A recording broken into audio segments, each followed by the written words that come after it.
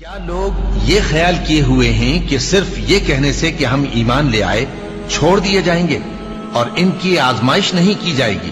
اور جو لوگ ان سے پہلے ہو چکے ہیں ہم نے ان کو بھی آزمایا تھا اور ان کو بھی آزمائیں گے، سو اللہ ان کو ضرور معلوم کرے گا جو اپنے ایمان میں سچے ہیں اور ان کو بھی جو جھوٹے ہیں۔ کیا وہ لوگ جو برے کام کرتے ہیں یہ سمجھے ہوئے ہیں کہ یہ ہمارے قابو سے نکل جائیں گے؟ جو فیصلہ یہ کرتے ہیں برا ہے۔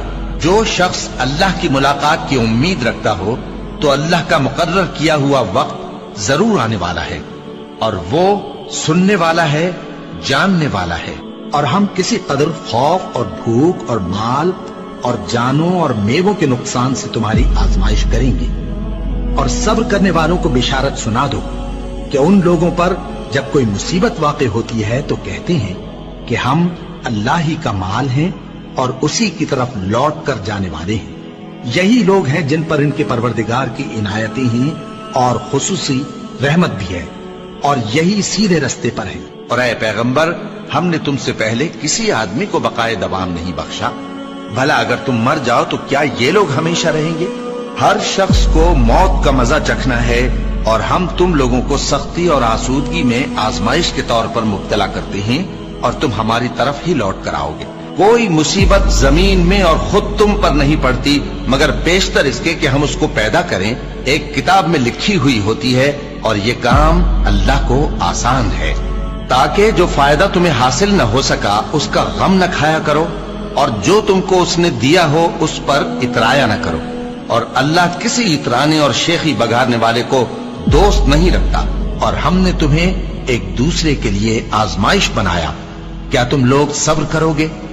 اور تمہارا پروردگار تو دیکھنے والا ہے۔ اے اہل ایمان، تمہارے مال و جان میں تمہاری آزمائش ضرور کی جائے گی، اور تم اہل کتاب سے اور ان لوگوں سے جو مشرک ہیں بہت سی ایذا کی باتیں سنو گے، تو اگر صبر اور پرہیزگاری کرتے رہو گے تو یہ بڑی ہمت کے کام ہے۔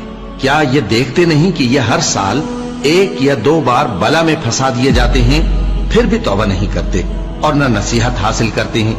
اور جو مصیبت تم پر واقع ہوتی ہے سو تمہارے اپنے کرتوتوں سے، اور وہ بہت سے گناہ تو معاف کر دیتا ہے۔ اور تم زمین میں اللہ کو عاجز نہیں کر سکتے، اور اللہ کے سوا نہ تمہارا کوئی دوست ہے اور نہ مددگار۔ کیا تم یہ خیال کرتے ہو کہ یوں ہی بہشت میں داخل ہو جاؤ گے، اور ابھی تم کو پہلے لوگوں کی سی مشکلیں تو پیش آئی ہی نہیں؟